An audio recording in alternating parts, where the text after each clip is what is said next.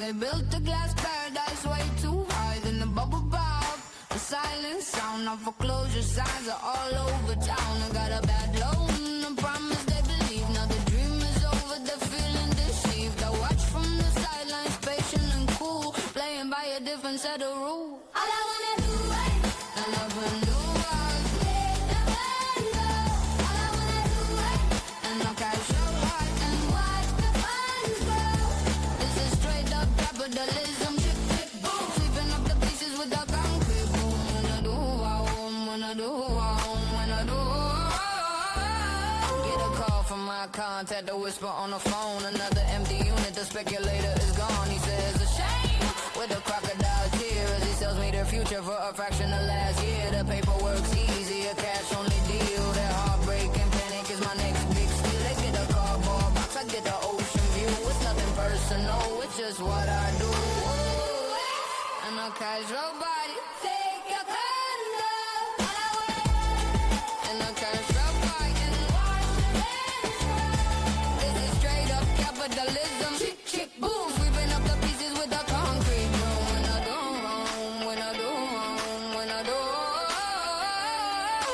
Some myself ask for a quick return. Some I rent out, let the lesson burn. They call it a crisis, I call it a sale. In this concrete jungle, the strongest prevail. No funny business, I am the business. They sold you a lead, now I'm the witness. Seek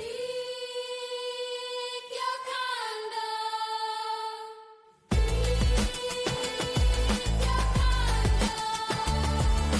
Watch the funds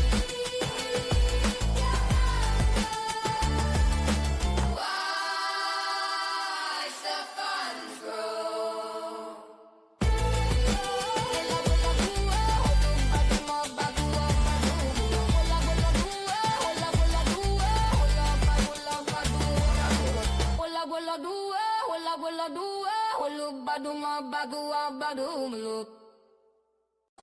Happy Thursday, Miami. This is Condo Capitalism, a conversation about what's going on in the real estate market from a discount perspective, from a affordability perspective, basically from a deal perspective. I'm Peter Zaleski, condo consultant, expert witness, founder of the Miami Condo Investing Club. Every Thursday at 4 o'clock live, I bring you a conversation or a topic in which I think you need to know if you are in the real estate market in the South Florida area. Today, we are delighted to have on a private lender who's going to talk about our private money lenders putting money on the street. Because we know banks are pulling back. We know what's going on with affordability. We know what's going on with real estate prices, whether it be condo prices, single family houses, any and all of that above. So rather than simply read the stories, we figured we'd go ahead and we'd bring on a private lender to talk about what's going on today in the Tri-County South Florida market. We're delighted to have today Alexis Agopian. He is the managing broker or managing partner and a co-owner of A&S Capital. They're located up in Aventura. Check out their website, ascapital.us. Alexis, how's it going? Happy Thursday, my friend. How are you, Peter? Thanks for having me. It is a pleasure to have you on. I want to spend roughly up to an hour, depending on your time, talking about the state of the private lending market. You've been putting money on the street for, more than a decade.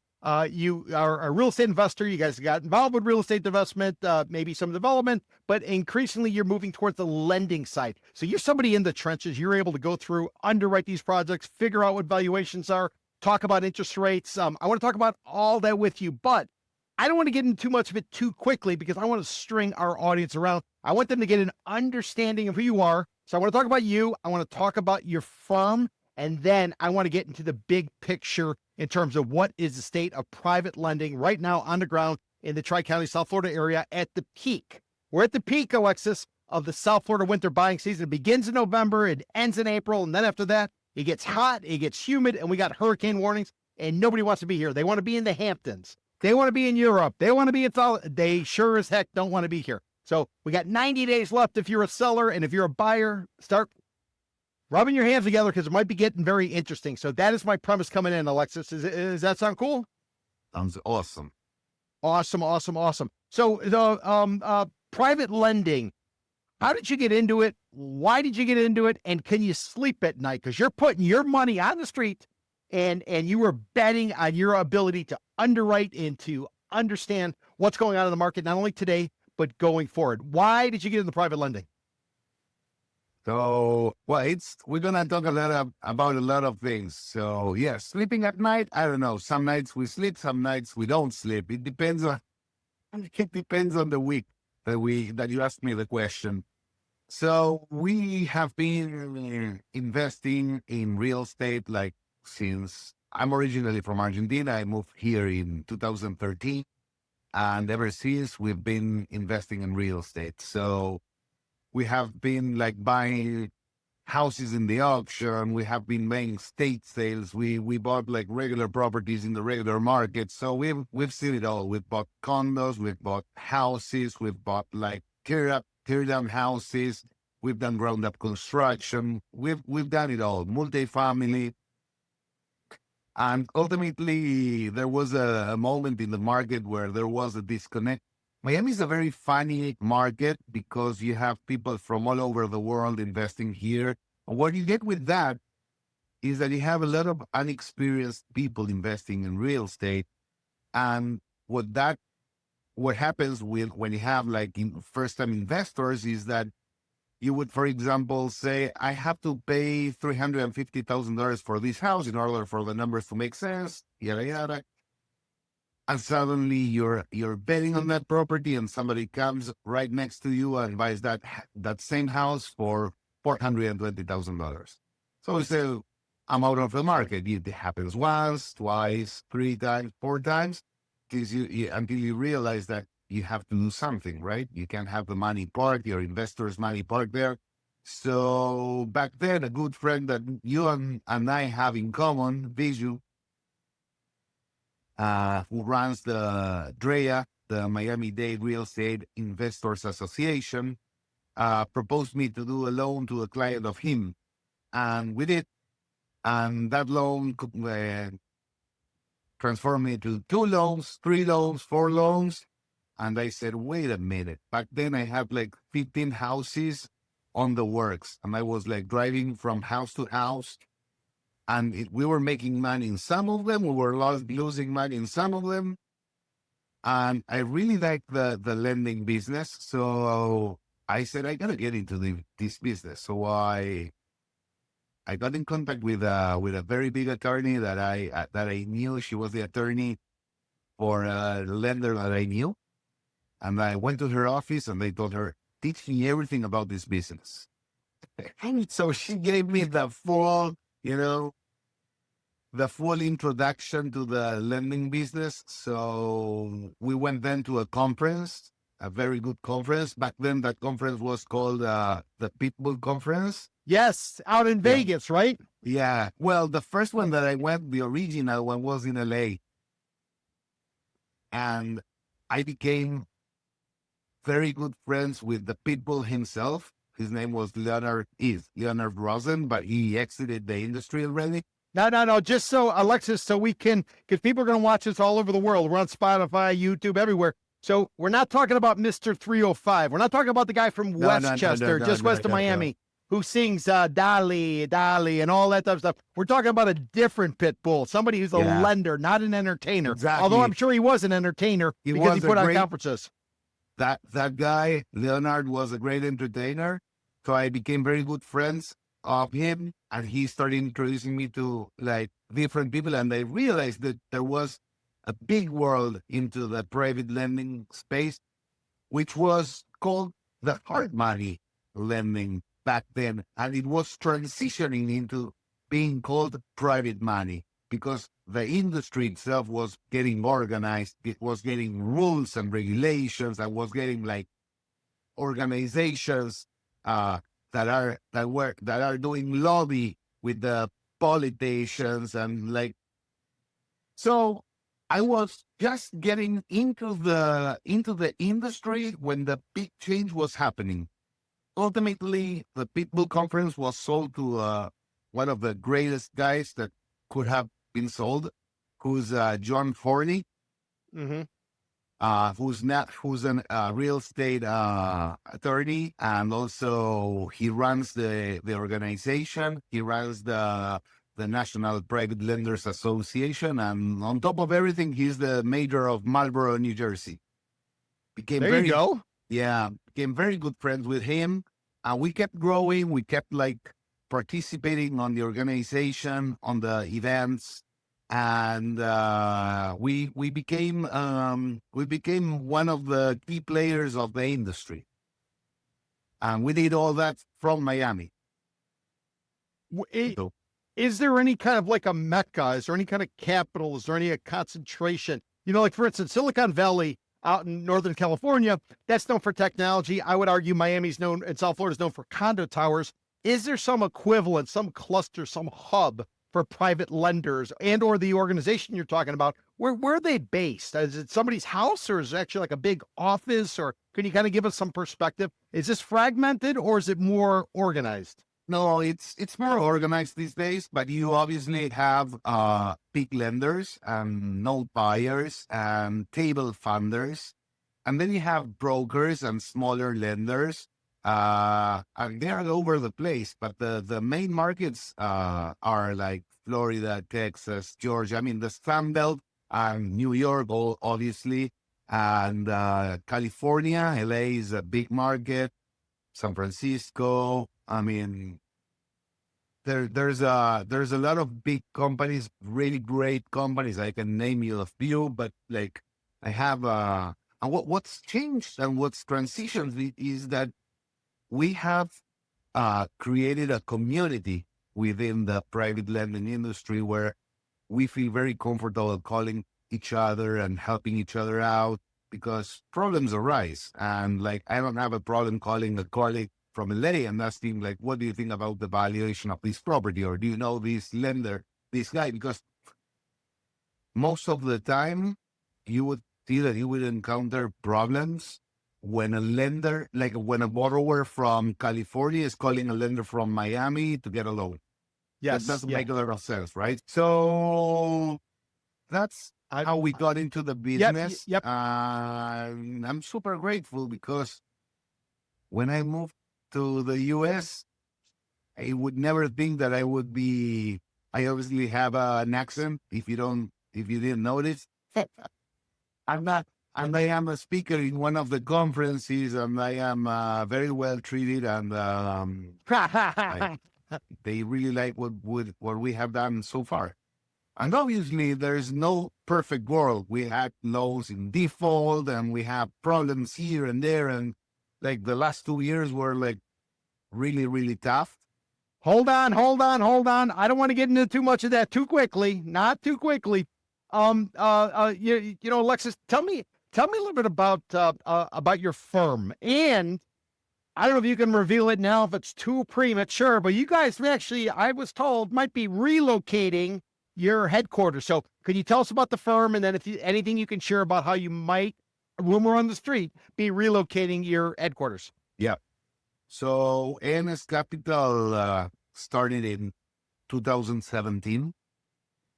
And we have been backed by investors, mainly from South America. Back then, we started doing loans all over the place. A luxury condo here, a shitty condo here, a ground-up construction here. We were all over the place. So we started growing, and in 2020, we started focusing more on the multifamilies. We decided that was the niche for us because of the experience that we had on that asset type, and we started expanding through different states and cities. And by 2022, we reached our peak where we were originating $500 million a year. Wow. Yeah. We did really well. And now we like after the interest rates started going up and like the really killed the asset class, the multifamily for the time being is dead. So then hold on. Not too many details yet. Not too many details. Well, the thing is like we have transitioned our focus now in the 1 to 4 space. And we're like now more focused on that. And we're working with a lot of developers, developing communities, scattered houses, and different, like all across the board. We work with very experienced borrowers, and we also work with newer developers that are getting started and they are doing their first fix and flip. But we like to listen. This company has been created under the premises of long-lasting relationships. So we care about our borrowers, we care about our capital partners, we care about our investors, and we try to do well for all of them. So what we want to do is work with people who's nice. Yes. I'm sure of that. Alexis, somebody watching or listening, when should they come to you potentially if they need private lending? What's sort of your sweet spot? And then maybe what are some of the anomalies, some of these outliers maybe you've done in the past? Could you give people an idea so when they watch and listen to this, they might say, hey, let me get Alexis a call over at AS Capital. Remember, everybody, ascapital.us is their website. You can get more information about them. But what would be the sweet spot of AS Capital? The sweet spot would be a $2 million loan where somebody is buying a house in a good neighborhood, and they are like an old house in Coral Gables, and they are rehabbing, and that house is going to be sold for $4 million. That would be the sweet spot. Does it happen? No, 80% of the time doesn't. Like, it's always more complicated stuff. Anomalies. Well, we have been asked for a loan, for a bridge loan for, I don't know, a famous singer. I'm not going to give a name, but a very famous singer, very, very famous, on the water, on the islands of Miami. And it's a no, because, she's living there, okay, it's 50% loan to value, but there's no way to tell to nobody that that's an investment property. That's not an investment property. So, but the temptation, who doesn't want to give a loan to certain person at 50% loan to value and a huge house like this? But then the repayment strategy would be, no, she's going to do a concert in, I don't know, Colombia, and she's going to get the money to pay you off. I don't know. Yeah, it's kind of hard to make those numbers work from a regulatory perspective. Speaking of which, what kind of regulatory involvement do you guys sort of have to play by? Obviously, if somebody walks into a bank and they see FDIC on the outside, which means it's backstopped by the U.S. government, in order for a bank to do what it does and have the FDIC insurance, they have to follow certain rules. How does it work on the private lending side? And I'm not asking you to get into legalese, but generally speaking, you guys make up your own rules. Are there any kind of requirements that maybe Washington sets? Can you give people a big picture type of idea? Yeah, so the private lending industry is not regulated itself. Unless you are lending in places like California, which, for example, we own a licensed company in California, or Nevada. And there's a few states that also require licensing. So we don't have a license, for example, in Nevada, because we don't get a lot of business from there. But in California, we do get a lot of business, so we have a licensed company there. So there's no regulators per se in our industry, but the last few years, John Hornick has been working very diligently with the MPLA organization in order to create rules and regulations and best practices, and good lenders, we follow. Good lenders, we follow. Not only we follow, but we give our input to keep improving everything. And another key factor that happened in the last few years is that a lot of institutional money entered the space. So even if your industry is not regulated, but you are taking institutional money, which is regulated, so a lot of things have to comply.